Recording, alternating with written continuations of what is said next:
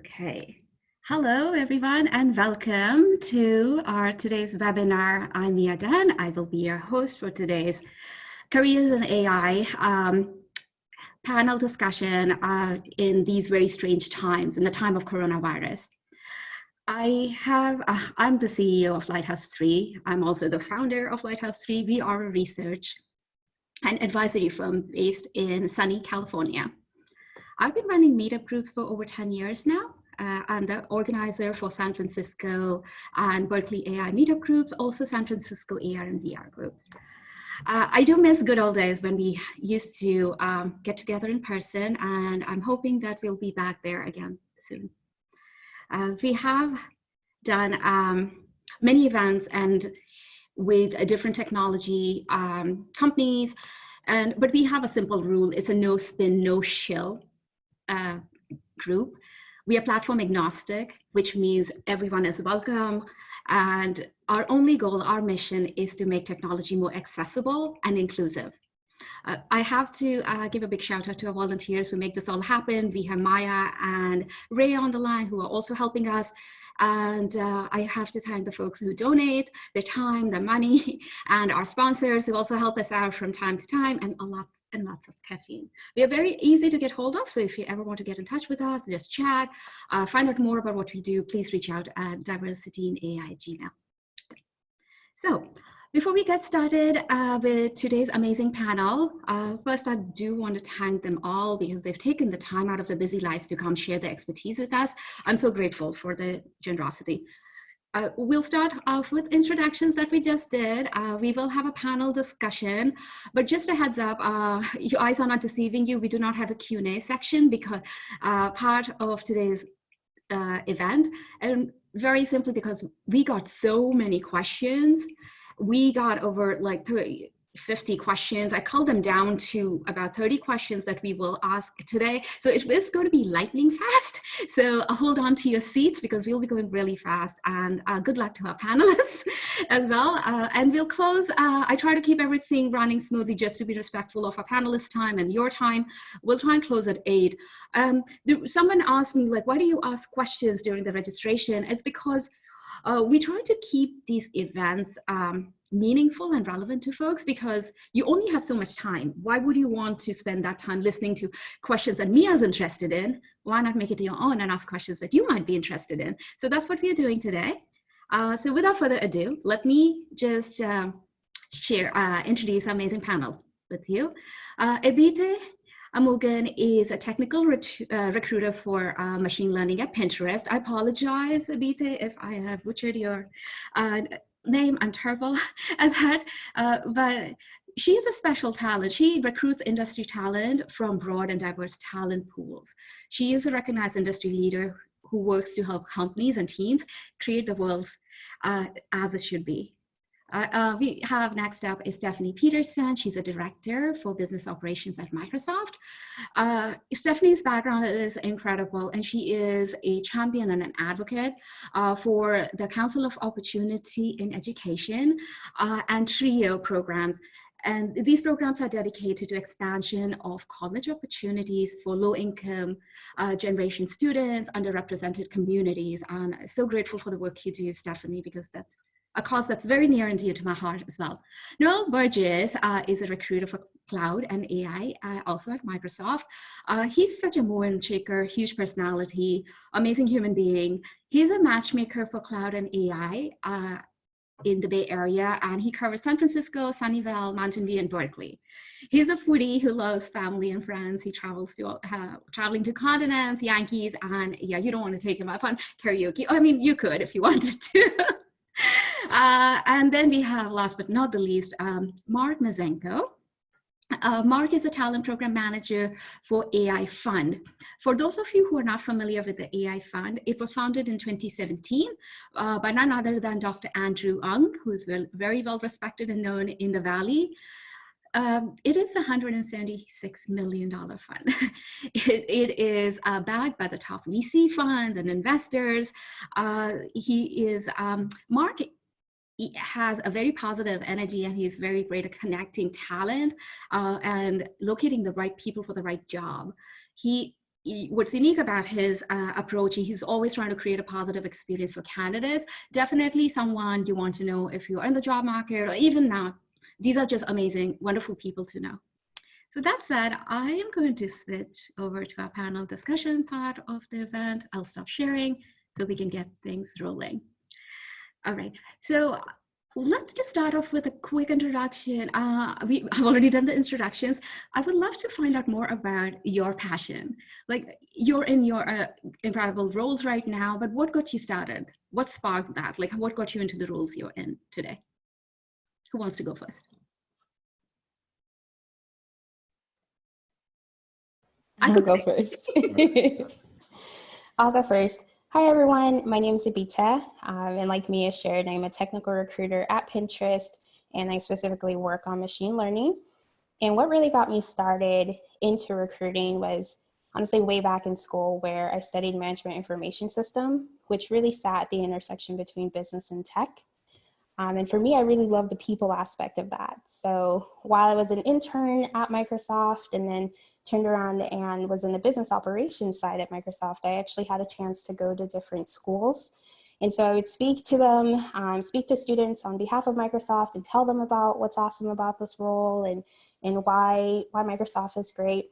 And so I had a chance to do that. And then I was like, what if I could do this full time? And so that was kind of the first time that really, for me, I started thinking about talent acquisition as a profession and what that looks like. And so now fast forward, where I've had a chance to work in Microsoft as a technical recruiter, as well to work with various different business groups, and then turn around and I do that here at Pinterest.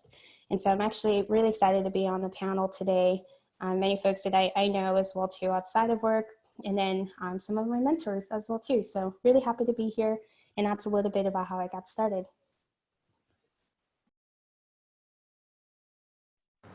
I'll go ahead and go next. Hi, I'm Stephanie Peterson. And well, my role now is really in enterprise risk management. And so a lot of what I'm doing in the risk and compliance space is broad oversight of how we keep our company strategy and objectives moving forward by how we think about risk and how we think about compliance. I'm over 20 years into my career. Sometimes seems weird to say that because it doesn't feel like that. It goes by really quick. And I studied mechanical engineering, and kind of story of right place, right time. At the time that I started getting close to graduation and looking at different opportunities, we were going through kind of a different industry transition from physical goods in the tech industry to digital goods. And so they were looking a lot more for engineering people that have background into the supply chain type of industry. So I started in supply chain. I moved over more to engineering and bringing products to market. And then I moved to core, very core business operations. I've been lucky to meet Abite back when I was in that role. And then more recently in more of a risk and compliance role. So a little bit of change, but I tend to end up working in areas where we're either bringing a lot of things to market, or there's some going through kind of major changes and transformation in the industry, and that's the type of areas that I lean into. So I'm excited to be here. I really appreciate the invitation, Mia, and I always feel like when I get to participate in panels, I learn so much from everybody else that's on the panel. So thank you.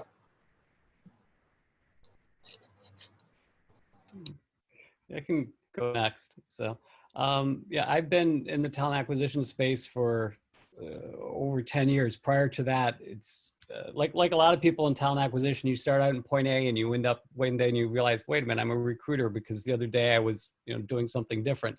For me, previously, I went from being a financial advisor to being an HR consultant to, yeah, today I'm a recruiter. So got into, I've been actually previously, I was in Northeast Ohio. I've been in the Bay Area for about 7 years. And since I've been in the Bay Area, I've been really focused in the tech space.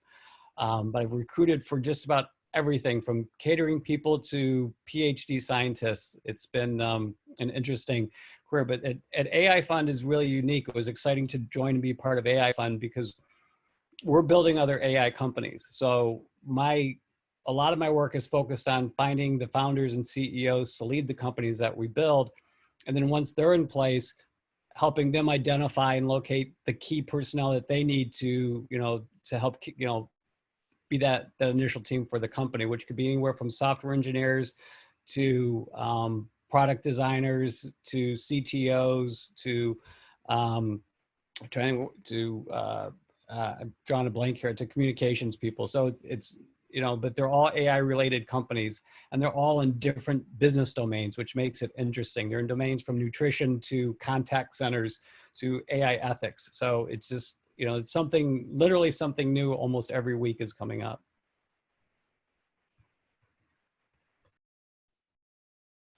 All right. First of all, thank you, Mia, for inviting me. Me and I, we met last, I think October or November at a different event. Really had some great conversations. So when you reached out a few months ago, I was absolutely ecstatic to do this, especially around the topic.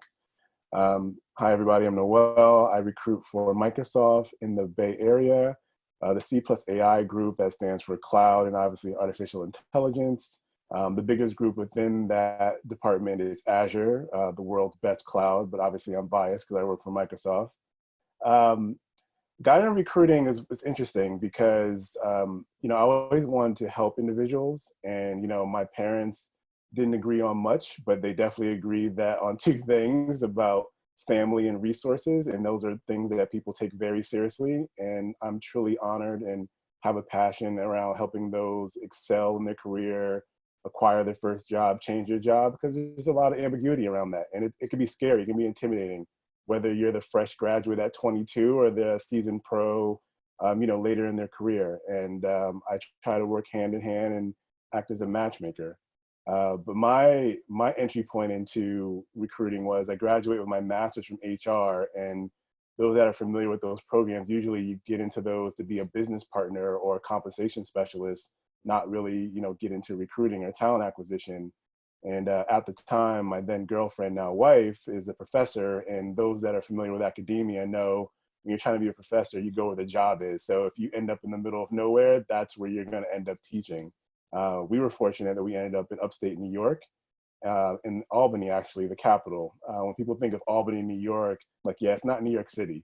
It's in the middle of nowhere. So there weren't too many jobs. There were benefits and there was recruiting. So ended up getting into recruiting because, I had some debt from grad school, and it was time. And it was one of those things where I was like, yeah, I'm going to spend, a good, 6 months or a year. I'm going to go be a business partner. And that was about 8 or 9 years ago. I absolutely, love recruiting, all things about it. Everything from, talking to candidates and walking them through benefits to, closing on offers to even, working with teams to increase their diversity in the way they think about hiring. So just really happy to be here. I know Abite from, she was very kind and gracious when I started at Microsoft, and she had just left to talk with me one afternoon at a happy hour. And Stephanie and I touched base a couple of days ago. So it's really happy to be on this panel. I'm thrilled to have you all. Thank you so much. Again, so grateful that you took the time to come and talk to our audience.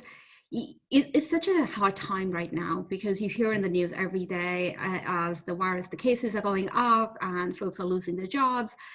It just seemed like a good time for us to come together with the community and just share your expertise and see how they can be better positioned to get the next jobs. And I'm so glad, Noel, that you ended up landed in the job that you did, because I'm really thrilled that you could actually come join us today, because everyone on this panel has such an incredible life journey and story that it's just add to it's just so helpful to learn from those different experiences.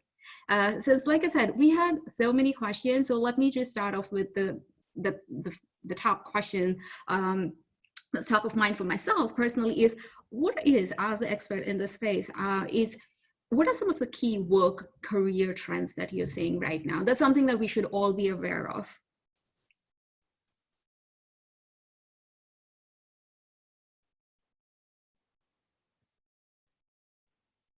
Who'd like to go first?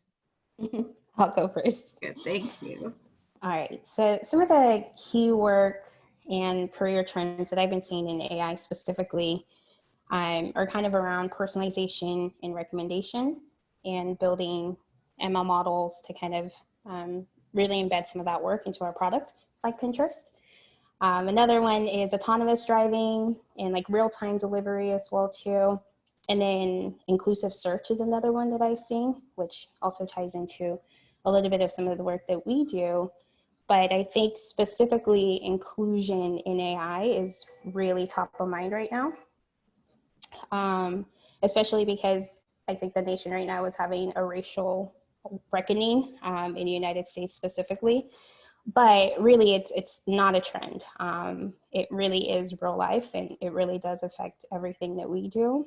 And to me, it's a human rights issue. So it's not just a trend or something that we're seeing. And I think there are a few folks in there like Joy Balami, Timnit, Ridet, and then Nadia Fawaz as well too, who also works at Pinterest and who's been really kind of pushing a lot of this work around inclusion in AI. So those are some of the key areas that I've seen.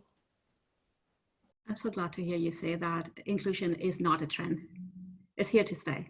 We need to make sure that it doesn't get forgotten after all, it gets out of the media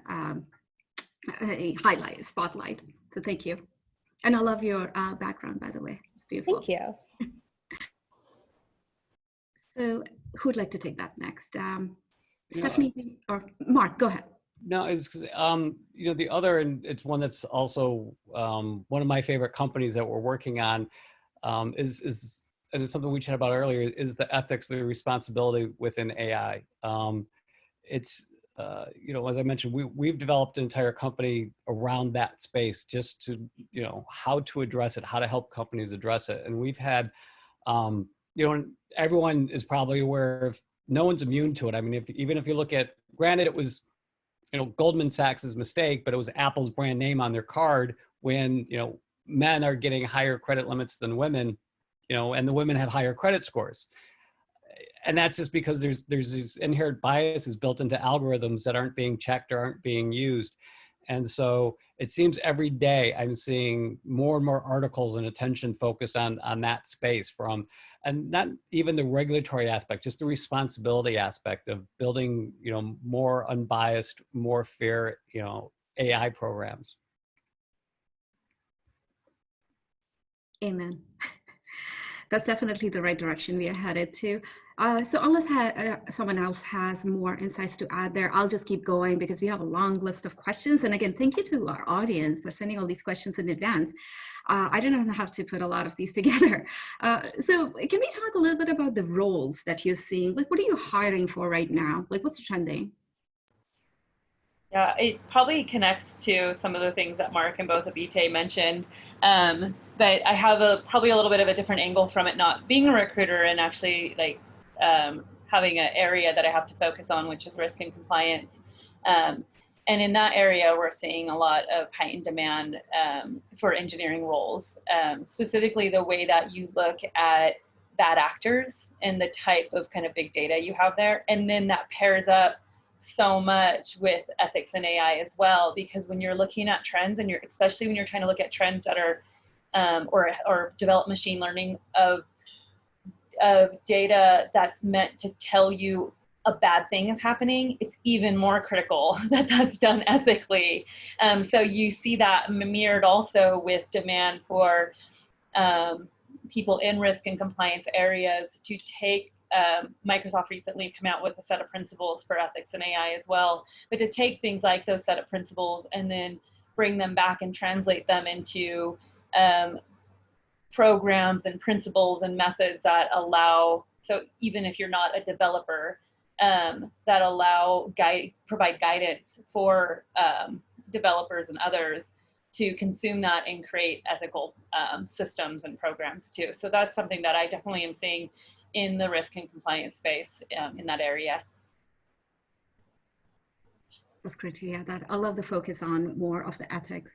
I think it's definitely needed. So Noel, do you want to chime in before we get to the next question? Sure, absolutely. I mean, software engineering, I think as a whole, again, my biggest client group is Azure. So everything cloud, from networking to data to storage, AI, ML, research type roles as well, dealing more in like the background and, how we go about, security and cloud. And then even, business roles, we always need program managers, business support, chief of staffs, with the growth of cloud and Azure, it's creating those, I'm not gonna say secondary, but supplement roles to really complement, the engineering structure as well. So it's really a great time to be there, very interesting. Like you said, some of the things I look for in candidates are, their ethics and their scruples and how they think about things, because like you said, AI can be very dangerous in the wrong hands, right? That type of information being out there in the ether. So integrity is a big part of, Microsoft in general, but the way that I like to recruit as well, and what I ask candidates that not necessarily in like the job description of the role. Again, music to my ears. Thank you for sharing that. So one thing I've noticed in all your backgrounds, right, it's reflective that every one of you took a different path to where you got to. But in your roles, as you're hiring for these roles, is there career paths that are showing up more than others? Like, is there like somebody comes right out of school, they do XYZ and they get into AI, or like, are there differences? If there isn't one career path, please let me know, but I'm just curious, are you seeing any patterns there? So I can share on this one a little bit. And the way that I kind of think about it too is I think about it in the way that we assess talent today. And so right now we're doing a lot of work where we're pushing hiring managers to think differently, to go beyond just the 4-year degrees and the PhD programs. And so that is the most common route that we've seen, is definitely kind of coming through this more traditional background and then having industry experience as well too. But I do definitely want to touch on how that's changing as well. So I'm also seeing folks come through AI bootcamp programs. I know AI for All is one that has virtual internships. And so I am seeing less formal in terms of like having 4-year degrees and up. And then there's also this like non-technical side where I'm seeing exposure into AI as well too. And so that's like folks having jobs where they are training the machines. And so they are labelers, and that's critical to like the ongoing training of the AI models themselves. And then there's like roles like technical translators, where they're getting their start in really understanding the core ML and AI field, where they have to say, okay, this is everything that goes into that model, and being able to translate that as well too. And then I'm also seeing folks come through startup opportunities, where there's a lot of startups that are working in this human labelers space, where they have a ton, like troves of label data that will enable them to go to market and scale faster. And so these 3 opportunities is where I'm also seeing more folks come from, other than just the formal degree as well.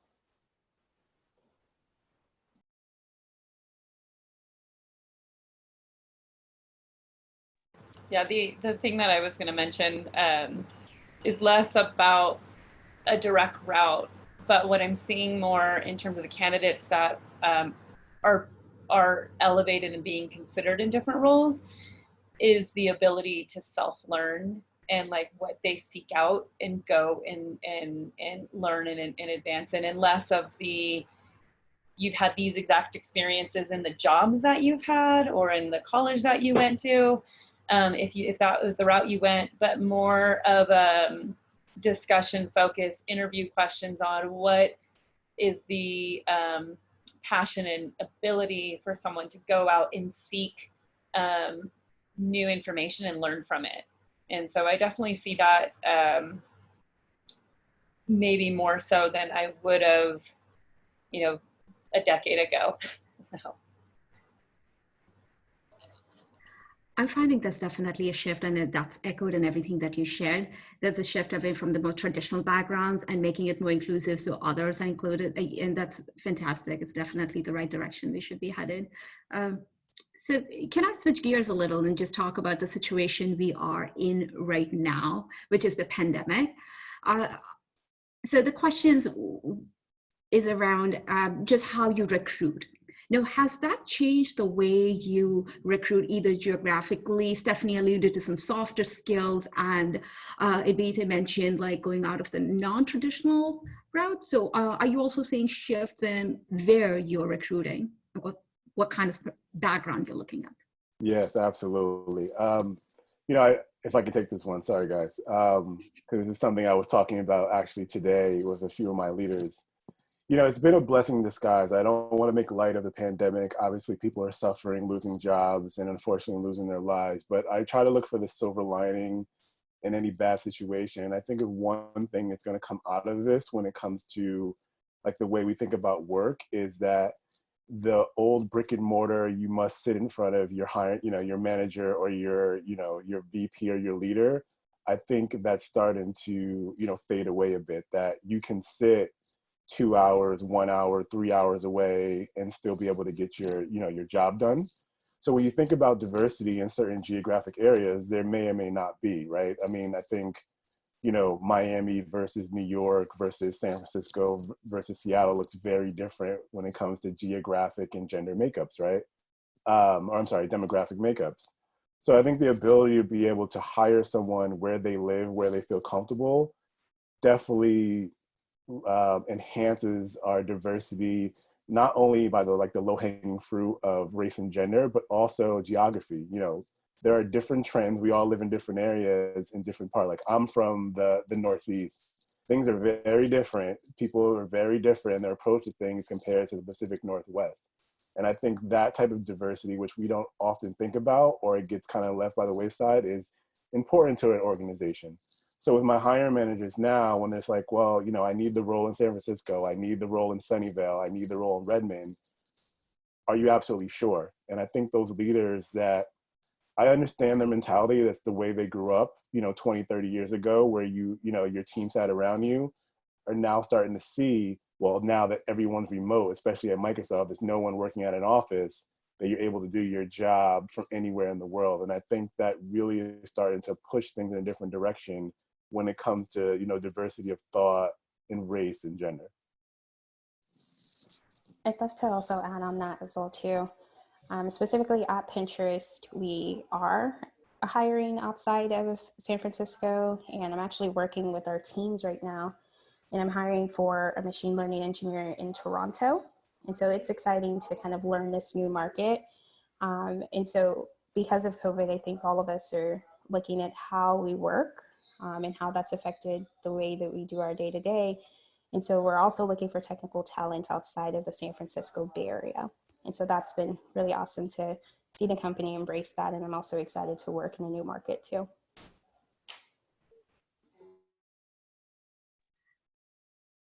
I'm an eternal optimist, like Noel is, and I always try to look at the silver lining. And I like that despite the tragedy of COVID-19 and the pain we are going through, but also it's forcing us to be more inclusive and diverse. And that can only be a good thing, right? It's forcing us to challenge whatever preconceived notions we had about where should people work, what should they look like, where should what should the background be. I love it's forcing us to challenge and take a better, a more closer look at that.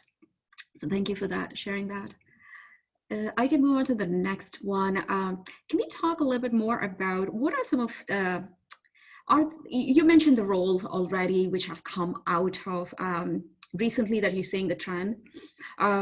But has your recruiting and onboarding process changed as a result of that? We hear a lot about video conferencing, right? Full confession, this is my first webinar that I've hosted. All the events we do are in person. So this is a new experience for me. So has anything else changed in how you do your roles? Yeah, I can take this one. Specifically for me, I'm a recruiter that loves to be high touch. I care a lot about the candidate experience. And so moving to this new virtual world, you definitely have to think differently about how do we make sure we don't lose any of that candidate experience as well too. So for me, I do greets before our virtual on-site interviews. I also do a virtual tour of the office where I also explain how Pinterest is responding to the COVID pandemic and how our culture has really kind of rallied around that and how we are changing the way that we work. And then we've also offered our candidates the opportunity to split their interview into multiple days. We understand that it's hard, especially if you live in a home with multiple people, to block out 6 hours of your day to dedicate to an interview. So we've also offered to split those interviews simultaneously, back to back. And then just giving more time for interviews as well too. We're working on a new platform. We're using things like Jamboard, which is an online whiteboard. We're using Google Meets, we're using slides. So we really have to be creative about, how do we make sure that we're still prepping our candidates in the right ways and still providing resources to the interview panel themselves as well too. So we've been successful in doing so. My colleagues are on this call as well too, and they're all incredible in the way that we've still been able to find amazing talent and take them through the process despite the change that we've had. And we've actually made similar adaptations to what Abidi was saying. And I think it works a little bit to the candidate's benefit, because we used to do, like a lot of companies, the candidate would come in and they'd have anywhere from, 2 to 3, maybe 4 interviews back to back to back and spend a half day and go from one to the other. And so we're able to break those up now since they're all video, and they might have one, they could be broken up over a couple days or just with more space in between them in the same day. So one might be, mid-morning, and then one might be mid-afternoon. And I think it gives the candidate more opportunity to kind of digest that earlier conversation and go back and think about it. So when they have that next interview with someone, they can probably tie in more of the information back and, back to what they had. So I do think in that way it helps the candidates a little bit, because it also does get a little bit mental. When you have 4 interviews back to back, it gets a little mentally exhausting for the candidate. And from the onboarding aspect, we've actually backed off on the amount of information that we share. I mean, when we used to have someone on site, you want to give them a lot of information and you want them to meet everybody. And we've taken more of a higher level approach and give them more resources and let them know who all the contact people are, invite them, say, encourage them not to hesitate to reach out via Slack or email or whatever process they want to use to introduce themselves. Everyone's expecting to get to know them. But we've been more about letting them know where the resources are than trying to educate them on everything that, about the company and about the people, and just say, take the time to learn. You're going to have one-on-ones with all the key people you need to meet, but we also provide them with a resource document to say, okay, here's your contact person for this information. Here's your contact person for IT or for benefits, or what, how to order equipment, and, all that stuff. So I think it takes some of the tension out of the onboarding when, kind of allows them to breathe a little bit and just say, oh, okay, I have, all I need to know is where is that resource doc? I don't need to remember where everything is. I just need to know where that primary doc is. And from there, I can go anywhere. I'm so glad you mentioned that. I haven't been in the job market for a long time. And all I remember, it used to be very stressful and overwhelming. That's a lot of information. Those marathon interview sessions, all the information you're trying to absorb, and just the stress of meeting new people. I'm glad you're taking this opportunity to ease that a little bit for the candidates.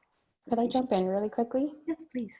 I'm actually going to popcorn to Steph, especially since she's an amazing manager. And Steph, could you share your perspective on just onboarding someone remotely? Yeah, from the onboarding. Well, I was thinking about what you were saying what all of you were saying in the recruiting piece.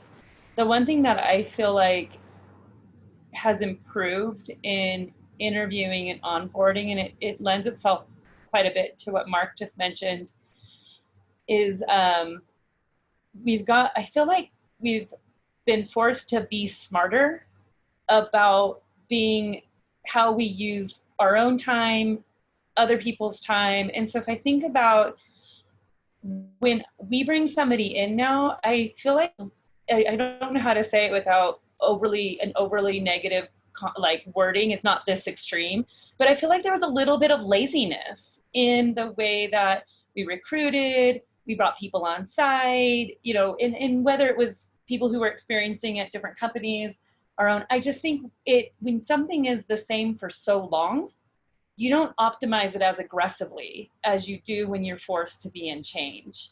And so I do think that the way we've thought about how to, you know, provide thoughtful information, like we get really, really smart. I feel like I've gotten so much smarter about what I truly need when I post a role and what, you know, what is most important there. And I think because we're just working differently and thinking about efficiency differently and thinking about, you know, how do we value, you know, a whole person, because we're also very empathetic right now to the reality that people are trying to school their kids in their home, and there's just more going on that I think it's allowing a certain level of precision and care into, I think, the way, you know, the recruiters even work with me as a hiring manager, the way the candidates are coming in, the way we're preparing ourselves to have the most thoughtful conversation. So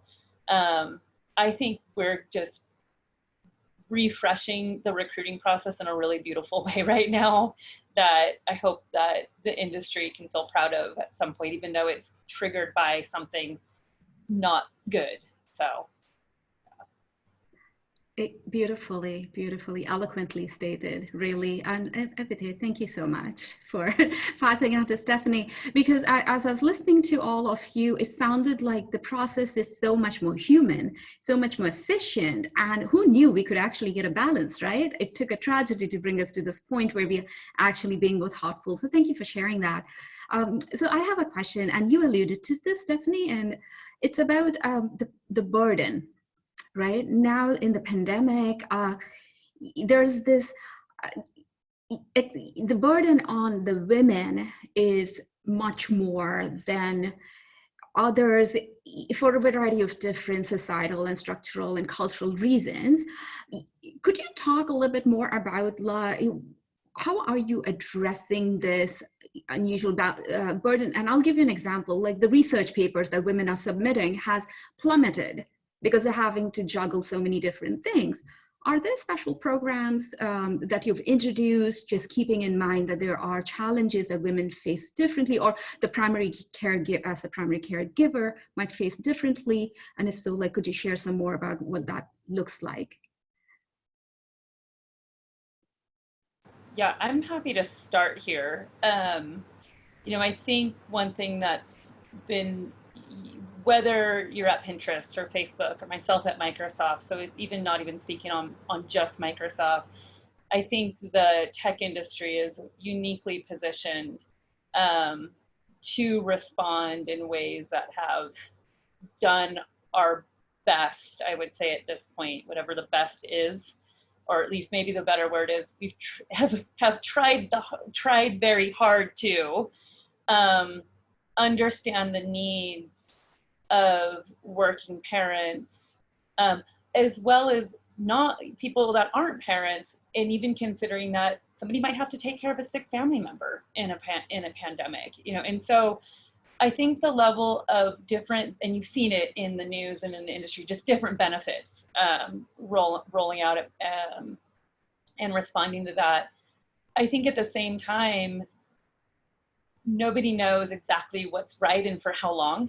And so trying to figure out, you know, everyone got through the first phase of when it comes to, I'll speak on behalf of parenting, kind of hacked through the first phase of like schools going online in the spring.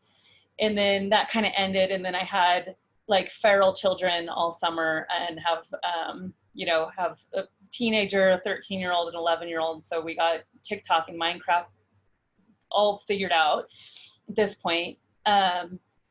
But all these different transitions, and now school is coming back up in terms of what everyone's doing and whatnot. So I think it's hard. I don't know if it's not the best answer. I think it's hard, but I do think that there are programs that are trying to help.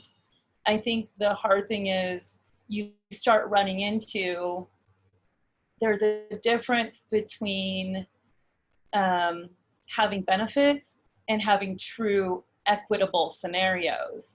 That latter part's going to be much harder, because I can create programs that allow people time away.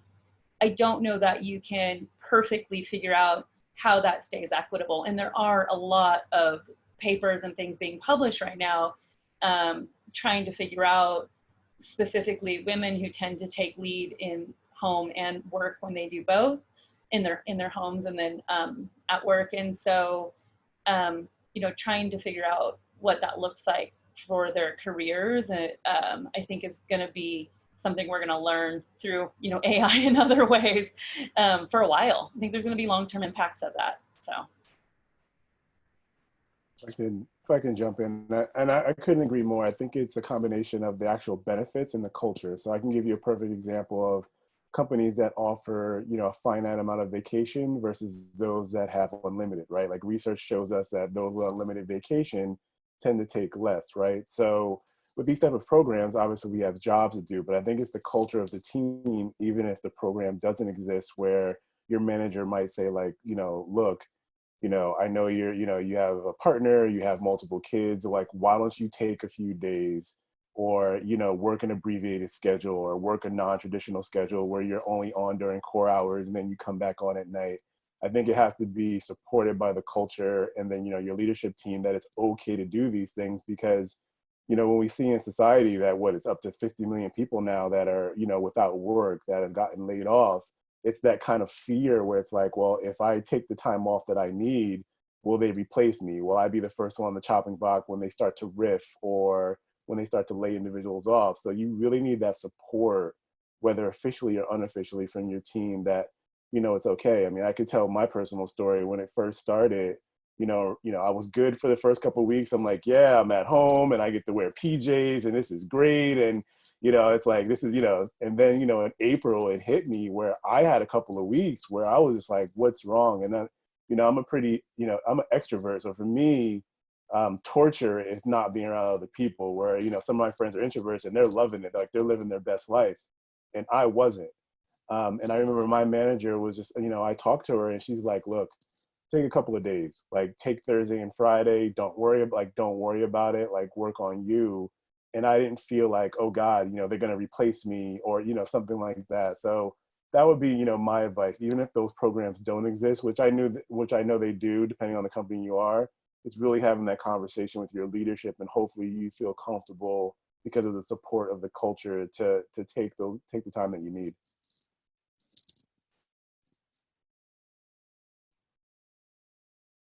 Thank you for sharing that. I completely agree. You do not need to have a formal program. The support of your leadership is definitely something that's paramount. Does anyone have anything else to add to what Stephanie and Noel just added? Yeah, I'm actually going to drop a link right now, which specifically talks about how Pinterest is supporting its employees. One thing I really loved is our Pintentions program that we launched. And we have lots of puns. Everything is pin turned, like pin turns, pin something. So it's really fun. So we launched this Pintention program over 4 weeks, where each week was centered around self-care. So like 1 week was focus, 1 week was prioritizing, and there were a series of activities and things that you could join. And it all culminated with 2 days off for the entire company to really just reflect on everything that we've learned during this time. And it's not just this 4 weeks, but it's to take those skills and take it throughout this time as well too. And so I really appreciated the thoughtfulness behind that. And personally, I went to Sedona and had some really great just healing time there, which was really lovely. And it was great to see the company invest in that. So wanted to share if anyone's interested in seeing some more about what we kind of did during this. For those who haven't been to Sedona, it's beautiful and I can't wait to see your pictures every day. Sounds lovely. Just talking about the roles that we talked about when we started this conversation, they all seem to be super technical. You mentioned some of the trends that you're saying, the type of roles are engineering heavy. So maybe we can talk about a little bit more about what kind of training are you looking for when folks come to you?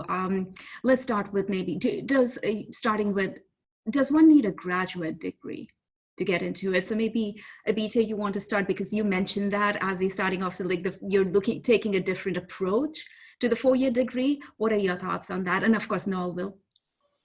Yeah, so my thoughts on it, and it's always through kind of when I'm a realist. So there's the way in which we operate today and also pushing the way that we operate as well too. So the answer to your question is no, you don't need a graduate degree, but I'm also a realist knowing that a lot of these roles that you're going to come across in AI and ML do require that. I am pushing our hiring teams to think differently about whether higher degrees are needed, like PhDs and masters in very specific fields. And so I do think change is coming, and we are actively working towards this to be more inclusive in the way that we look at talent. But I also want to be real about the current way in which a lot of folks are looking at these roles as well too. So you don't need it, but basically my thoughts around it is, as you're going through different programs, alternative programs and things, really focus on the project. So really being able to speak to your work, even if it hasn't been in a formal role at a formal company, but really able to say, I did X, I built this using this technology, and because of it, I was able to impact this amount of people, or now it's an app on the Play Store. So being really familiar with the tools in which they did that, or I used Amazon Turk to build something, or use this model to be able to recommend X amount of pins, or that's a Pinterest example, or X amount of something. And so these are the ways that I'm really looking for, if it's not within like our traditional way that we're assessing talent today, is just being able to speak to the work that they've done with familiar technologies that are relevant to that particular role or team.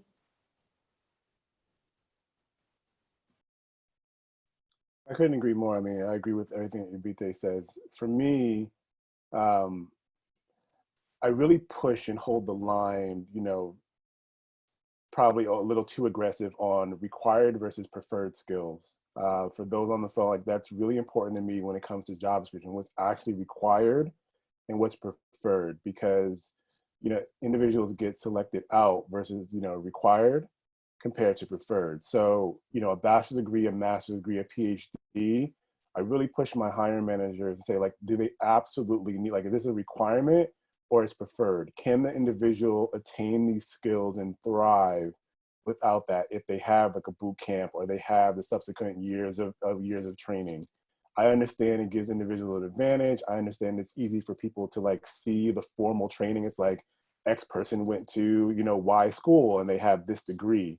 But there are great individuals out there that don't have the degree. There's not so great individuals that do have degrees. And I try to get them to think big picture. So perfect example is, if a hiring manager or team has 10 openings, okay, let's take 5 and go the more traditional route.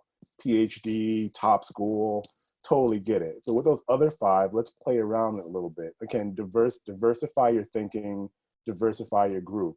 Do you want 10 white males from MIT with a computer science degree on your team? Like, is that what you need, right? Because not to go off on a tangent, but you know, that type of, you know, thing like kind of leads to those systemic type of biases where, you know, they turn into norms where in the future it's like, well, of course, the only thing I'm looking for is another white individual with an MIT degree in computer science. And then it just perpetuates itself over time where that becomes the norm, where anything outside of that, well, we're lowering the bar or they can never do the job. So it's like introducing those different type of individuals, different backgrounds into the pipeline, into the process, onto your team, to me enables you to look for different things, you know, when you're building your product, when you're, you know, enhancing your network. So I think those are the things I think people should really try to stress, to like play to your skills. I think as Abise said, like focus on the project, network, demonstrate that you have these skills with or without the, you know, the formalized engineering or computer science or whatever degree you particularly have.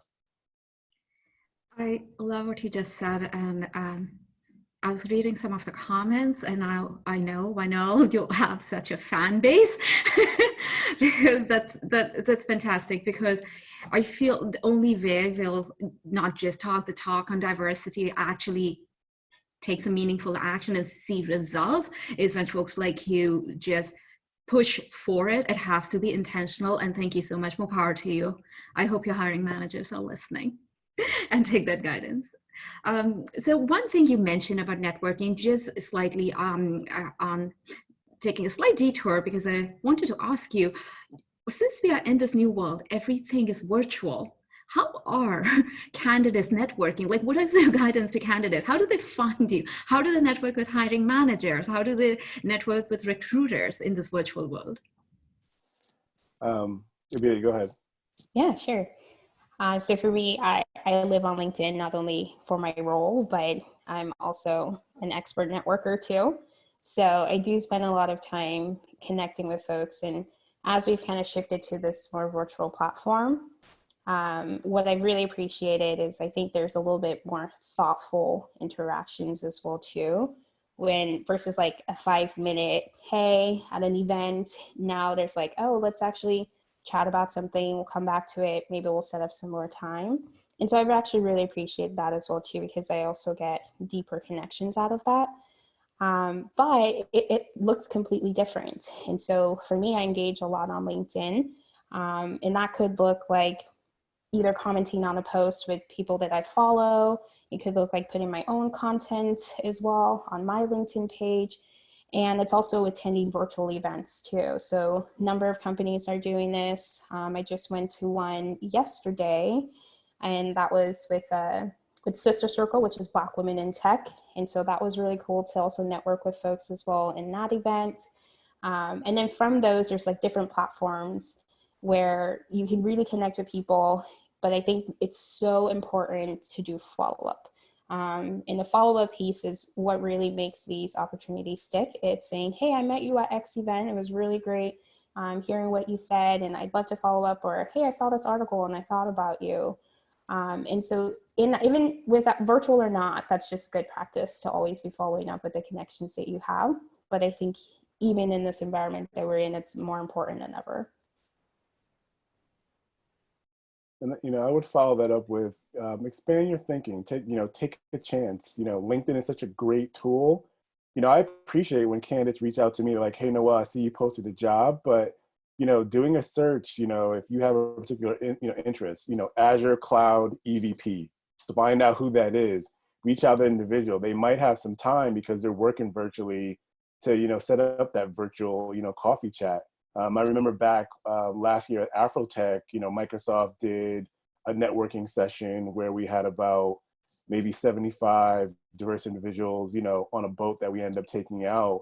And, applicants and candidates were coming over to me to talk to me. And I was like, look, I'm happy to talk to you, but there's like 4 EVPs sitting over there, like bored, yawning. I'm like, this is your opportunity to talk to them. Like, don't talk to me, like talk to them. So I would say, set up those times and take a chance. Like, I don't think, a leader, a director, a partner, whomever is going to get upset that you reach out to them on LinkedIn.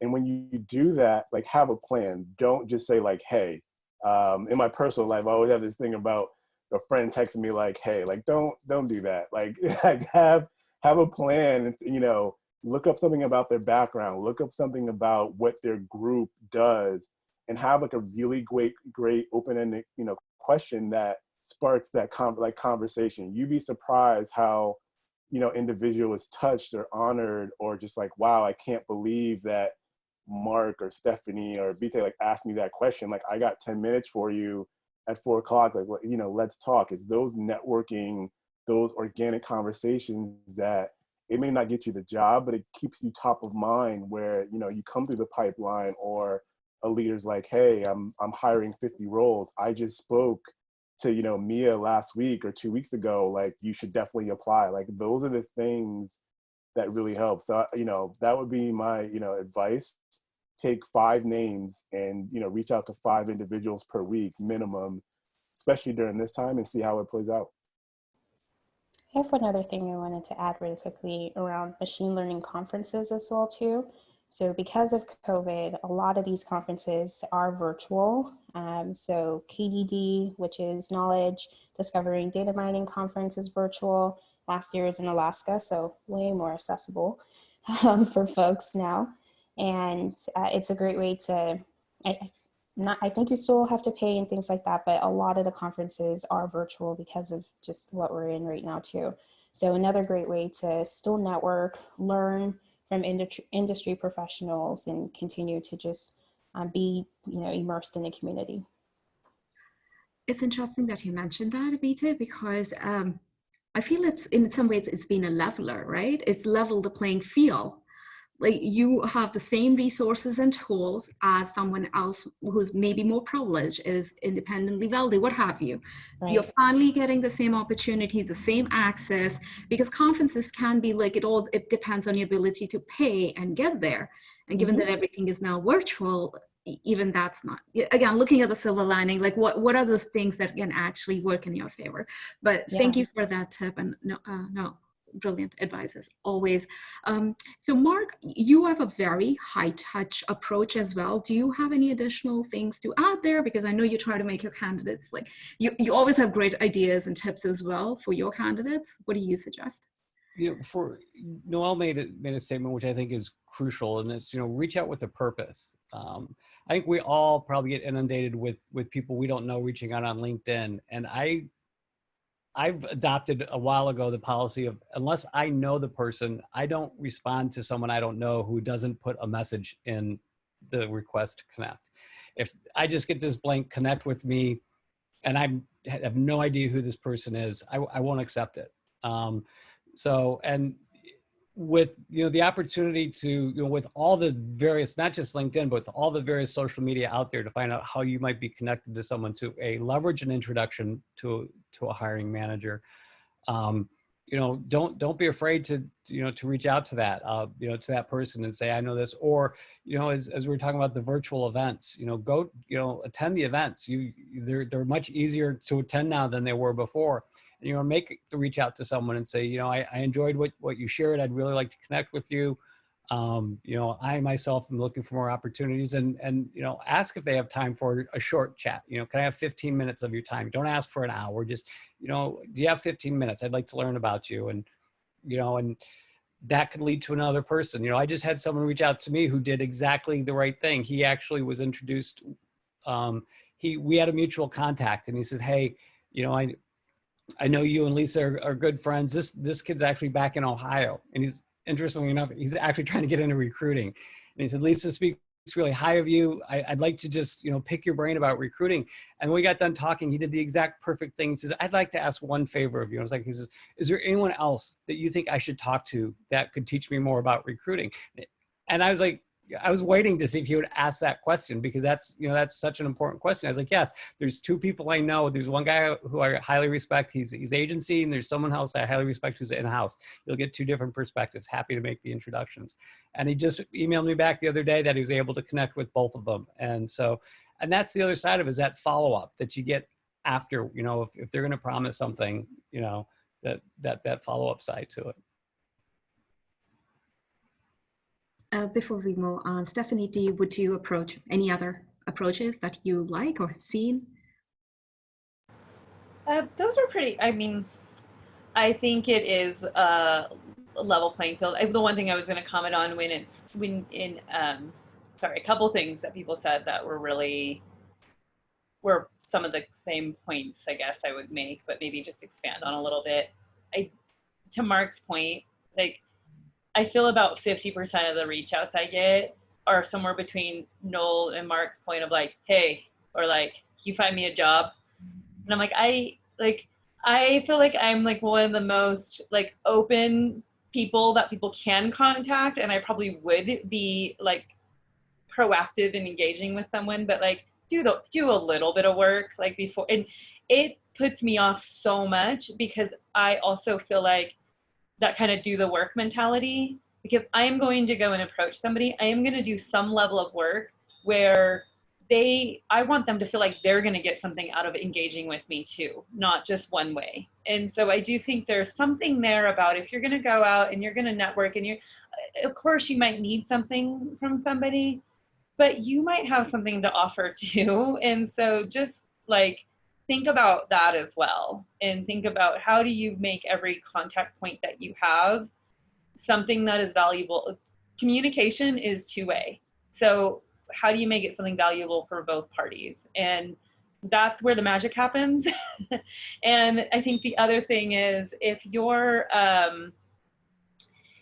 do feel like you've did the work, or you do feel like you've reached out to somebody and, you know, somebody isn't going to engage with you, that's not the person, like, who cares? Like, move on. There's so many people in the world. There's so many opportunities. And so I think those two things are important. And I think that people should get a lot more proactive about figuring out what they want and how they want it and things are interested before the moment they're looking for a job. Like, I cannot stress that much. Even people who report to me now that I love on my team and I don't want to leave, I'm like, make sure you know like what's out there. And I just think that's really important too, that it doesn't have to, don't wait to the moment you need something to build connections. Like, go and find people who are doing the type of work you're interested in. You know, if it's AI, go find people who do the jobs you think are awesome. Who, if you don't have the skills yet, you don't have the skills, but go talk to them and be like, what did you do? How'd you get there? What, you know? And so I think a lot of people wait and they don't want to reach out until they're in a place of need. And that tends to not be, I just don't think that's proactive enough. And there's too much information and too many contact points out there for people to lose those opportunities. So I agree. It's dig your well before you're thirsty. Don't start just bugging people because you realize, okay, you don't have a job today. So let's talk a little bit about positioning. We talked a lot about technical roles and the technical backgrounds. How would someone with a non-technical background position themselves for a role in AI? Like, what have you seen some effective ways? We can talk about maybe it's, let's talk about academics, for example. Are there courses they could take, or maybe the way they position their work experience? Are there some ways that they could position themselves for more technical type of jobs, or maybe other roles within AI? Yeah, I can talk to this one a little bit. So for me, one of the things I've always anchored on is thinking about transferable skills. And it's almost asking the why behind the why. And so just because your core function is something doesn't necessarily mean that that was your role at the company. So thinking about what your core function was, and then creating a story around that, and really honing this as you explore different roles. So if I take data science, for example, specifically with the AI field, it's super vast. You can transfer a bunch of things into it. But I think people always want to jump to unlearning things, like, oh, I need to unlearn a bunch of things, or like I need to learn the whole things and start from scratch. And it's not really about that. It's really an addition to the skills that they already have, but just framing your expertise a little bit differently. So if I take data science, a lot of data scientists work with user behaviors, doing A/B testing, really understanding the needs of their users. That's a big field in AI, is really understanding user behavior modeling and how that aligns to ranking and recommendation systems in machine learning. So just thinking about how you frame the work that you do differently, and also putting that in your resume, which is not always apparent to the recruiter or whoever's looking at your profile, but stating that this is what I'm trying to do, and this is how I'm going to get there. This is my core function, but here's other things that I've done to supplement that as well too, to navigate me into my next role. Yeah, and to build off of that, just, you know, off the top of my head, the best data architect I ever worked with had a master's and a bachelor's in philosophy. One of the best technical program managers I worked with had a degree in music. Now, granted, you know, it took a while to get from philosophy to being a data architect, but he started as a data analyst. And, you know, as was mentioned a couple times, I think by each of us, is there's so many boot camps happening now. So obviously, if you want to be a coder, but your degree's in psychology, if you haven't taken any coding classes, you're not going to be able to jump in, but go take the classes. You can get, you know, you can start with that entry-level job and, you know, learn how to do the coding. And even through that class, you know, kind of piggybacking off of the networking we were just talking a little bit ago, you're going to meet people, you're going to meet the instructors, you're going to meet more people. So you don't need to have the degree in, you know, in programming a specific language to, you know, if that's the field you want to go into. Actually, I've seen so many software engineers that are great musicians, and it was either their minor or still their major, and then they went into technology to pay the bills to support the music career or something like that. But I've seen so many different degrees, and one of the mantras in which I'm sure everyone here has heard, all the panelists have heard before, and I really try to beat over my hiring manager's head with, is it's better to hire for culture than it is for skills. Because you can teach skills, you can't teach culture fit, not as effectively. And the better hiring managers get that. Unfortunately, the applicants aren't going to know, does a hiring manager get that or not? But, you know, and again, jumping back to the previous conversation on networking, if there's a job that's looking for 6 years of experience, maybe you have 3 or 4, and if you have a connection in there that can kind of sell you a little bit and say, listen, this person's really good, you know, they don't have 6, but they're good, and they're a really good person, and you know they'd be a great add-on to the team. You know, that could get the door open for them. So you don't have to be tech all the way. Take advantage of the courses that are out there to learn the skills you're looking for. I have a question there related. Actually, I have 2 questions. One is, you said there are courses, there's so many courses. What kind of credence do you give those? I know Microsoft has come out with some courses as well. Recent Google has. I appreciate that all the tech companies are coming out with some ways of upskilling and helping folks during this time. As a recruiter, when you're looking at that, do you look at those credentials? Like, what are you looking for when you like review those credentials? Yeah, I'll look for that. And again, you know, there's the differences between, is it an entry-level technical role, or is it a role where we're looking for 5 years or 10 years of experience? So if it's an entry-level role and I see that they've had that education background, and the first thing I will admit, I've been recruiting techies for quite a long time. I don't know anything about tech. I couldn't program my way out of it. Now, I know the languages, I know the difference between front end and back end, and I know what I need to know so that I'm not being duped. But I leave that up to the technical people to have that deep dive discussion of, you know, what are your skills? And you know, then I'm sure everyone's familiar with GitHub, and there's more sites out there where people can put samples of their work out there to be reviewed even before the interviews. So all of those help. Mia, I wanted to step in and also, and just to comment on that, because I do think, kind of back to the questions around the pandemic and the impacts of the pandemic, the reality is there's going to be, and there already is, a very heightened job loss.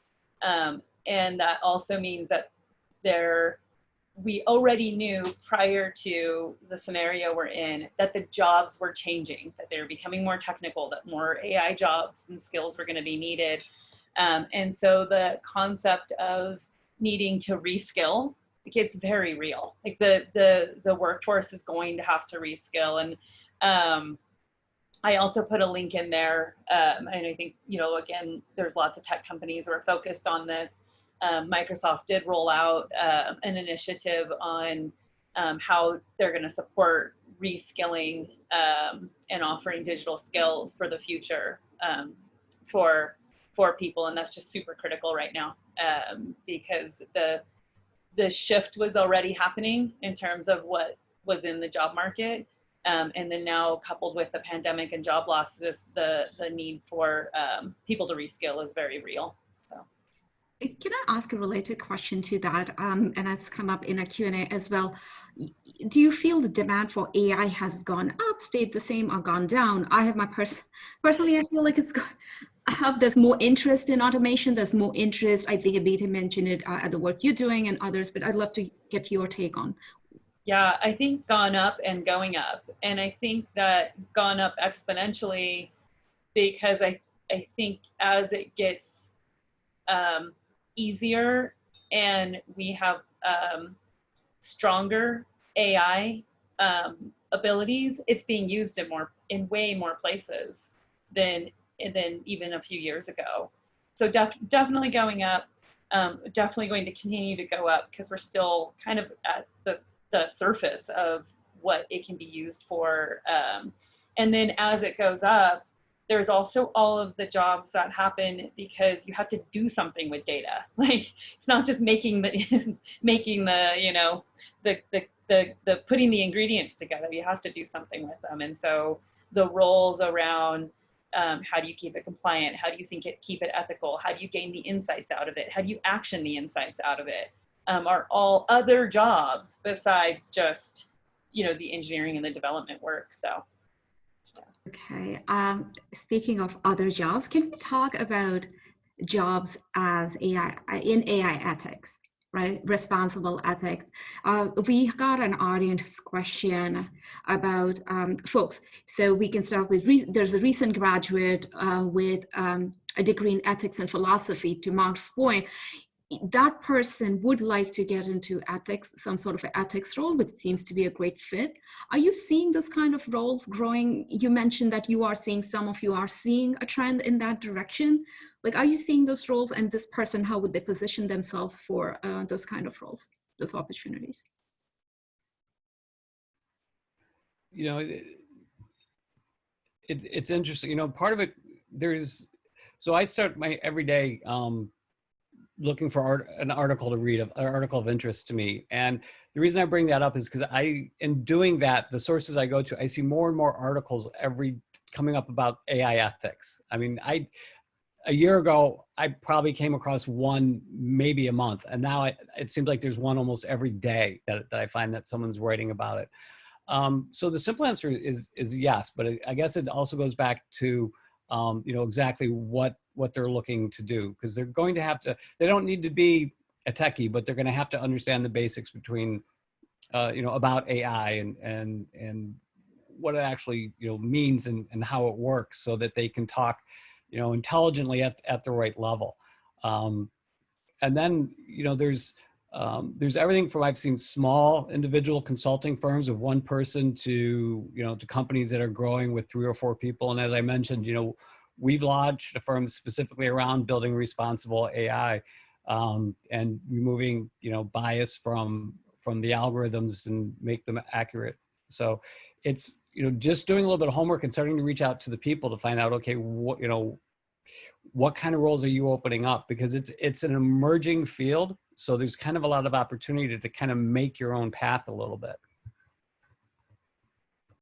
I think on that thought about it being an emerging field, I think another area about AI is also AI policy around AI as well too.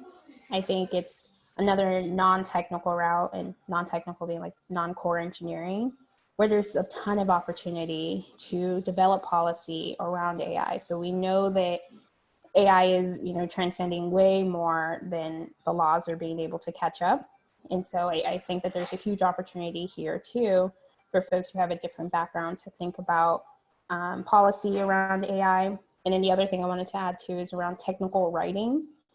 So someone that has a communications background, but one being the AI field, but not necessarily want to go through coding and all of that. I think there's also a need to write about AI in a specific way. And, you know, how do we think about it? How do we translate it from what we see with engineers talking about, you know, X amount of code to what I actually see on our product? And I do think that that's also a specific skill set. So those are some things that I'm also seeing as well. For policy, I have heard of, and that's definitely a growing field. Technical writing is a great one. I feel like that's something has not been on the radar for a lot of folks, but that's such a critical skill to have, just bridging the gap between technical and the business. Yeah. So thank you for sharing that. No problem. So some just advice for folks who are just getting started. I feel like they have so much opportunity. We talk about academics, what academic backgrounds are most relevant. What about work experience? They don't have any. Do you have any advice for them? Like, would you look at a project that they're working on? Maybe it's on the ethics, maybe it's a machine learning project. Would you look at that, and does that count towards their work experience?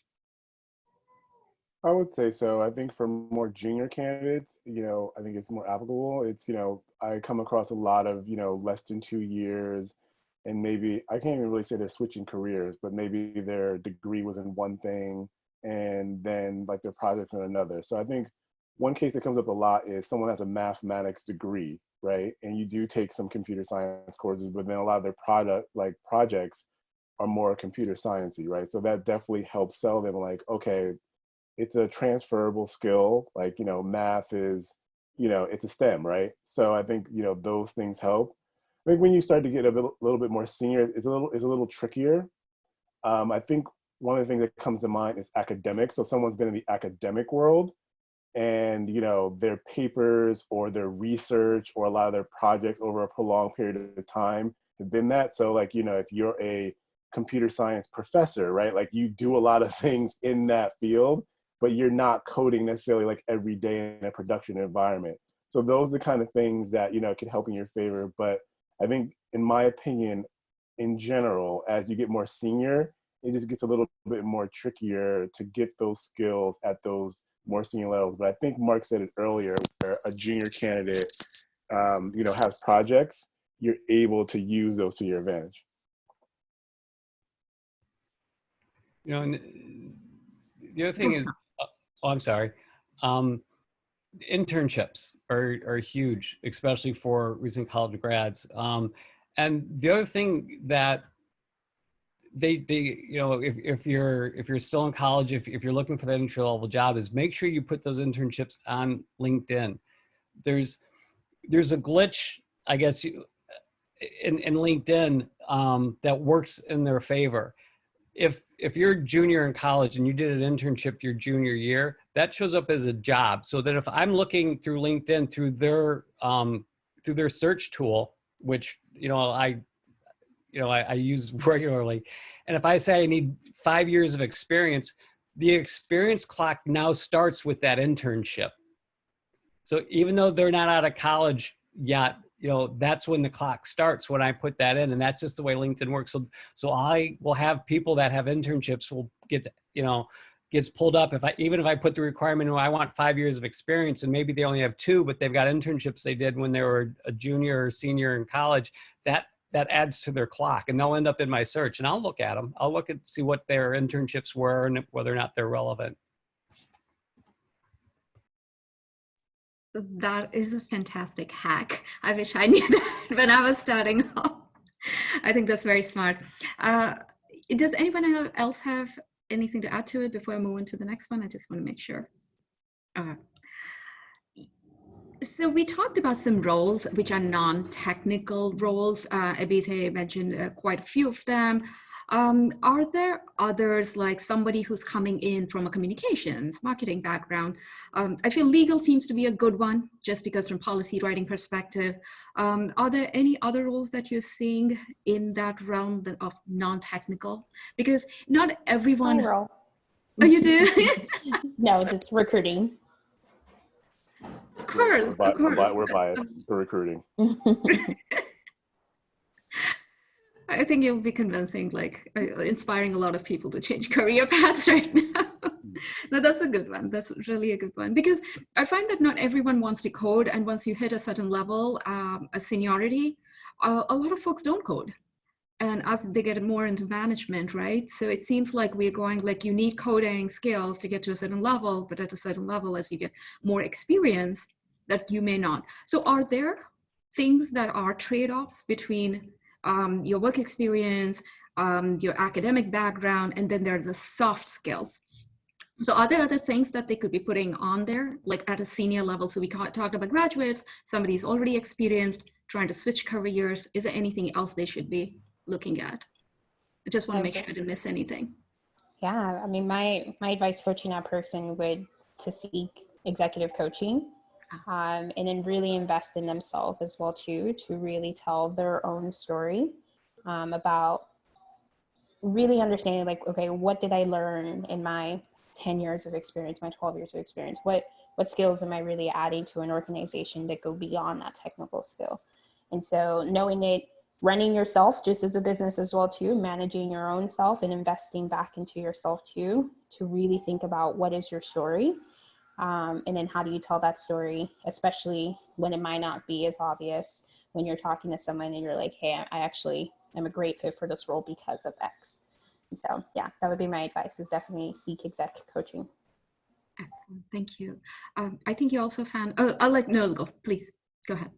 I was going to always say, also there are positions that you can use your skills for that a lot of times individuals don't think about. So to bring it back to tech, I'll encounter a lot of computer science, like a lot of coders, and they think it's only software. It's like software development or die. And some of the best, product managers, some of the best technical writers end up, they have a different lens when they come from the coding or computer science background. One of my chief of staff from one of my groups is literally an ex-coder that now she's the chief of staff to a CVP because she picked up those business skills. She went into a business program manager type role, and then now as chief of staff. And again, because she's a former coder, she understands like that part of the business. So I would definitely say like, don't necessarily take that, single trajectory. There are other positions that you can use. And then at your current company, in my opinion, it's a lot easier to bounce around the roles that may not fit, your background within a company versus trying to leave and get into that role. So, for me as a recruiter with, a master's in HR, if I want to get into a technical writing role, or if I want to go on the operations side, I think I have a much better opportunity with, as a BD said, like a mentor and a sponsor to like get that executive coaching to say like, hey, I want to pick up these skills at Microsoft to do this role in the next year or two and switch into that role. So really take advantage of that opportunity that you may have at your company to try on different hats, especially if it's more organic, like a startup where you just naturally wear multiple hats, where you can say after a couple of years, I've done 25 different things because it was just part of the culture. I couldn't agree more. In fact, there seems to be, I'm so glad to hear you say that. We talk about diversity, but we never talk about diversity of different backgrounds and experiences, professional background. I think it just lends itself to it helps you avoid those blind spots that we keep seeing in AI. So I love that you mentioned that. There was a question that had come up, and I'm trying to see how we can weave that in. See, after you're in this, okay, you've done everything right, followed all the advice. Somebody's on this webinar right now. They've got the course, got the skills down, got the background, did the LinkedIn hack. Okay, they're good to go. They are right there, like they're interviewing with companies, right? And I've had folks come up to me and ask me like, should I take this offer or that offer during an interview process? Is there a way that candidates can gauge that the company that they're interviewing with, are they inclusive? Do they have an inclusive culture? Is it a good cultural fit? Because we always think about companies trying to figure that out, about assess that fit, but I feel like even the candidate should be assessing whether it's going to be a good fit for them. How would you suggest they do that? If I could start. Someone might have mentioned it earlier, I think I heard it, where two-way interview. When I'm coaching, friends and other individuals, I'm like, you're interviewing them just as much as they're interviewing you. Direct questions is definitely one way to do it. As someone that's a direct person, I would ask that individual, on many of my interviews, I've asked that individual, talk to me about, what diversity initiatives you have. What's the makeup of the team? How many women do you have? How many African Americans do you have? Like, I ask those questions directly. I think there's something in the answer if the person really doesn't have any insight into it. That tells you something. I think it also tells you something if someone gives you a surface answer. I'd rather for someone to tell me the truth that they're working on it and give me the current stats and their plan to move forward than versus kind of, skirting the question. And do your homework, right? I mean, again, LinkedIn, social media, your network is a tool. The tech world is a small environment. It's big, but it's also small. Someone knows someone that knows someone, where you ask, like, hey, Mark, tell me about, the diversity on this team at your company, right? And you start from there. And there's just certain questions you can ask. I think it can be very natural, just the way you're having this conversation is, talk to me about this. Why are you doing it this way? Why does your leadership look very homogeneous where it's all white males? What's in your opinion, the average, time for a female to get promoted in this group? Like, ask them those tough questions and don't be scared to do that. I think I'll also add a piece about employee communities, which are also called employee resource groups at different companies. And I actually am I'm one of the global leads for our Blackboard community, which is Black employees and allies of folks that identify as African American and Black and work at Pinterest. And so I think it's totally fine for you to ask your recruiter is it okay for me to connect with someone from these communities, whichever you identify with? And I think it's actually on the websites, they do talk about the communities that are available as well too. And it's perfectly fine to say, I'd love to talk to someone from here. And it's a good perspective into the culture as well too. As a recruiter, I don't sugarcoat anything. So I will tell you the good and the bad, because I do feel like you should know exactly what you're walking into. And you also know how to show up and do your best work as well too. So in that way, I also think lean on those communities, lean on those leaders as well too, to also provide additional guidance. That is great advice. And now from a hiring manager perspective, Stephanie, can you share a question that you wish more candidates would ask you? Like something that they're not, like, okay, I'm sure there are many, but maybe some key questions they should be asking in these interviews that they're just not asking. Well, it's a little bit of shift in topic, and I had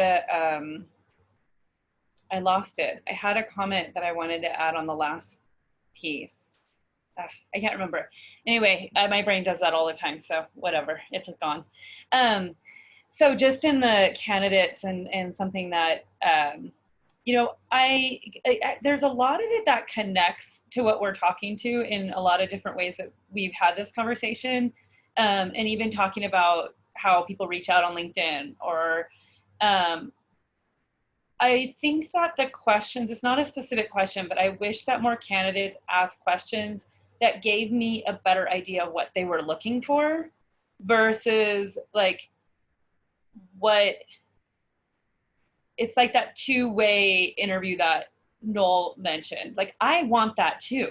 Like, I don't want someone to come in that isn't going to be happy in the role, or wasn't really what they wanted, or they, you know, so I really wish more candidates would ask questions that we're trying to figure out whether myself and my own management, the way that I manage my team, the way that the team works together, what inclusivity, what it looks like to be inclusive in our environment, what promotability looks like. I wish people would ask questions like that too. And I think it's really interesting because I think that's the areas that candidates are sometimes hesitant on, and they're like, oh, should I just talk to the technical recruiters and not the hiring managers about that? But I think anything that shows somebody is intelligently looking out for themselves and trying to find opportunities that are right, I think are really valuable questions. And back to diversity and inclusion, I want a culture and I want people in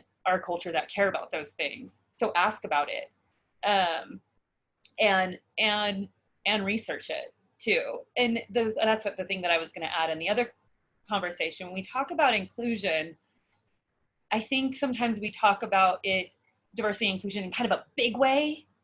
But then there's also what really matters is like what's happening on the ground. And so I think as an individual, we also need to be thoughtful about what it really means and looks like for us. You know, representation to me is a big thing. What do you want it to look like when you go into meeting rooms? But then there's I don't know the right term for it, like micro biases as well. Like, you know, how do people interact and want to be sponsored, and how do meetings ran, and how do they make sure that somebody who is more introvert is welcomed into meetings? And so I just think it's really important for candidates also to think about what an inclusive environment looks like to them, because it's not just up to everybody else to create it for them either. They are going to come into a culture, and it's up to them also to be part of it and to be part of that culture. So, and by part of it, I mean not adapt to it. I mean, we're all culture creators, so we have to own it too. Oh, I love that, because you're absolutely right. Every person who comes, if they're empowered, they can shift the culture, and it shouldn't just be conformed to it. And they can change it in a good way, one would think. So this is, I just want to contrast. Now, everyone, three of you are at corporations and companies, and Mark specifically hires for more entrepreneurial job. So based on what you heard here, Mark, do you look for different skill sets and than say somebody hiring for an AI role at a corporation? Are you able to like just, are there things that are different, the same, are same? Yes, to both. So when it That comes was a to, trick question. yeah, so there are some things, and going back actually earlier on, one of the first things that Noel mentioned is on the job descriptions, the must-haves and the preferred to have, and that comes into play. And there's a couple aspects there. I guess one, kind of taking a step back before I go forward, when we talk about culture, my teams are much smaller, but even be it a small team or a big team, or small company or big company, there's the company culture, and then each team has their own culture. Every hiring manager, and I've seen them before, where the hiring manager's culture or approach doesn't really align with what the company wants to do, but they're there regardless because it's a large company and they're just doing it the way they do. So when you're doing those interviews, you've got to make sure that the people that you're going to be sitting next to don't drive you crazy. Because even if your company's rated as this, if this company's rated as one of the best places to work in the world, if the people that are interviewing you, who you will future, your future teammates, if they're driving you absolutely nuts, it's never going to be the best place to work for you. And I kind of instill that also in the hiring managers. These are people that are going to be building your company. So there's kind of both of that. There's the okay, does this person have the knowledge that I need, to build this company or to bring to the table? But also, with the startup, it's typically going to be longer hours. So you're going to be working side by side, much more closely and much longer than, in a lot of other roles. So it's trying to figure that out and encouraging to have conversations and not press conferences. When they were talking to the candidates, it's you want to have that dialogue back and forth, because if it's happening, if the interview seems more like a conversation, I always tell them, I said, that's a huge plus. If you walk out of the interview and you had a press conference and all you did was fire questions and all they did was answer questions, I said, you're not learning anything about how this person's going to integrate into the team, how they're going to solve what you have, because you just drilled them with questions. And so you've got to be able to instill that conversation. And actually now I think I've drifted way off of your question. I apologize for that. Okay. Yeah, but I think that's a fair point. Like there are clear differences, right? Bigger company, you have a bigger team, you're working with different types of people, the people you have to interact with them, like a much broader, bigger group with stakeholders. Smaller company, fewer people, but you work so closely together that you need to be more. I mean, that's pretty fair.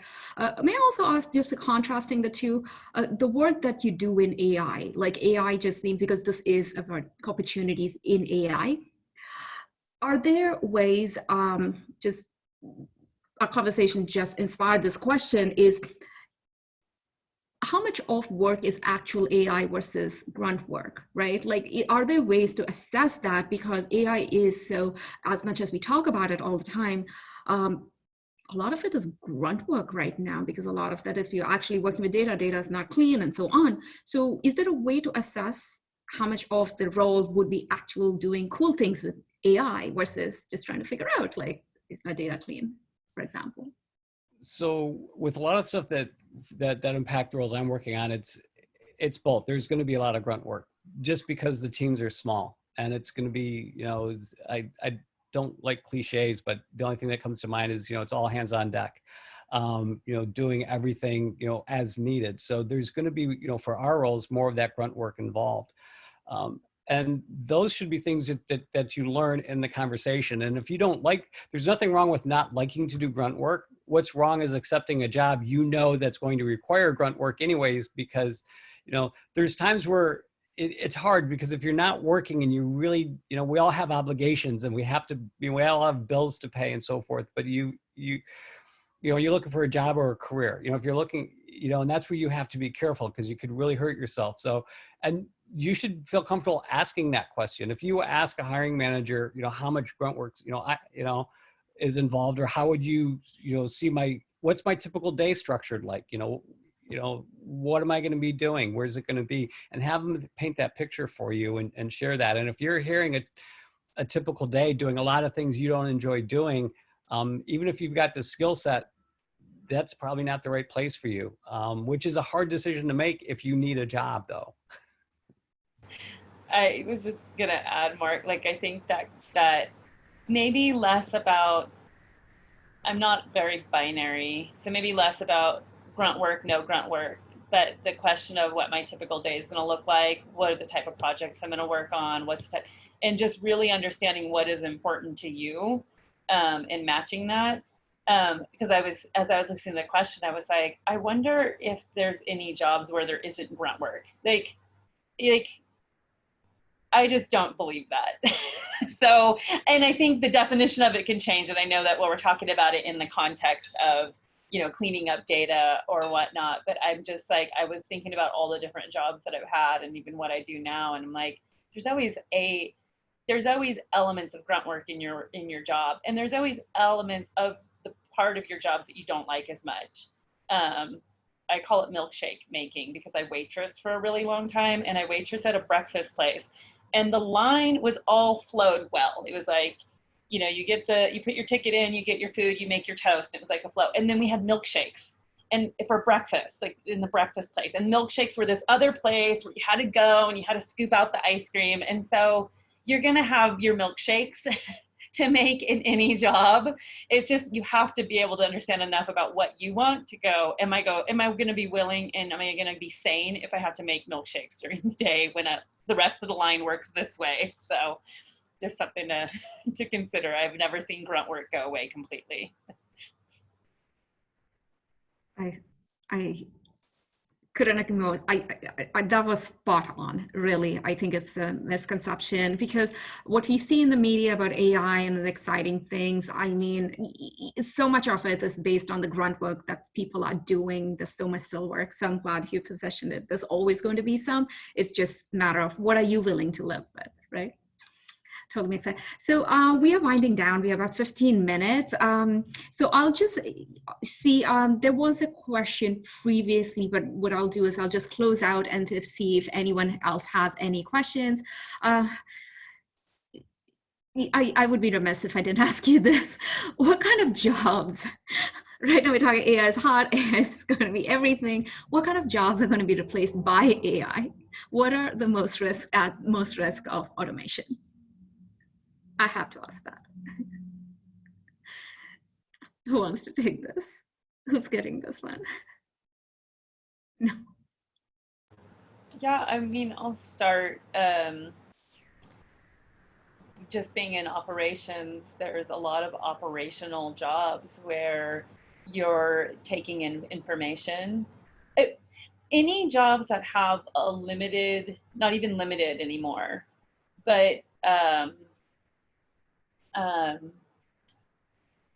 your oh my goodness, I can't think of the word that I'm trying to go for here, but decision making, like your path of decision making, if you can make that intelligent, and the risk of making it intelligent and using that judgment through intelligence, those are going to be your first to go, especially the ones that don't require machine learning to gain additional intelligence. And there's a specific term around that I was looking for, so I'm going to find it in a minute. But yeah, anywhere where you have a set amount of patterns that you can automate, that will happen, I think, first. And that's why the reskilling, even prior to the pandemic, has always been something we've been talking about. So I think those type of roles where you know, your data entry, your limited scenarios that go into a system and then it creates if-then system, you know, outputs, are going to be some of the ones that, and then the ones that are going to be highest, are hardest to move away from are where you require a lot of grayness in your sentiment and understanding sentiment and how you respond to understanding sentiment and things like that. So that's where I'd kind of lean into that question.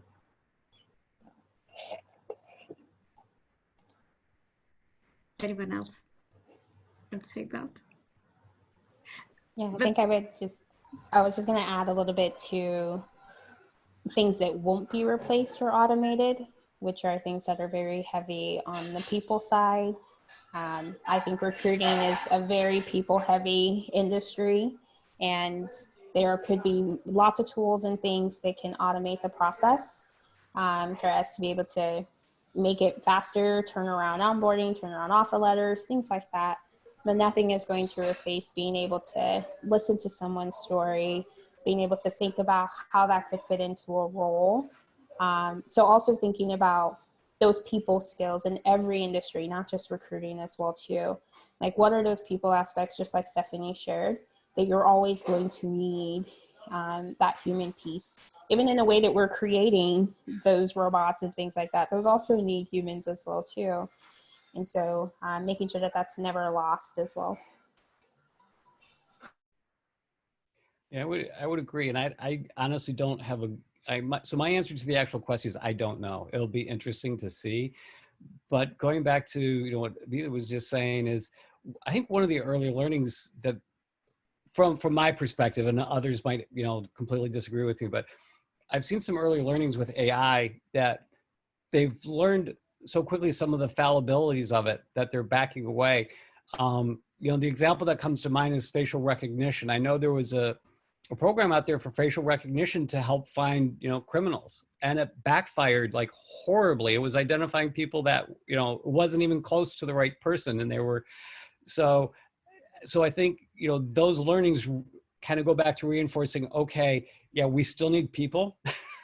We still need people to actually identify, you know, in that example to say, no, this picture is not this person, and, you know, which was happening in some of the programs.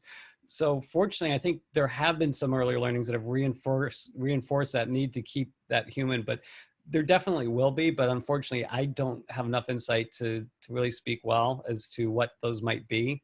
But I think the broader gain is there will be more jobs that evolve out of it to replace anything that, you know, that is lost.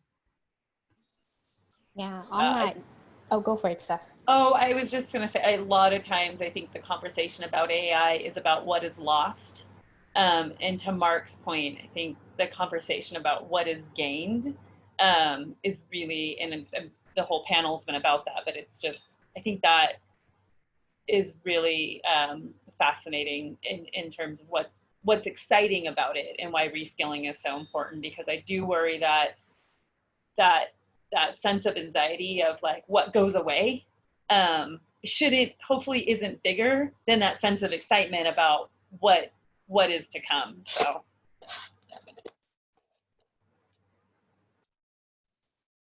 I love the way you positioned it, because there's always going to be some job losses due to technology. It's been happening since the beginning of like technology, since the Luddite movement, but also that there is like the net gain, right? As always has to be more and will be more.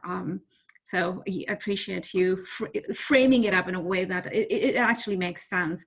It's just that right now with the pandemic, with so many job losses, I can see how people might getting a little anxious as they're making plans.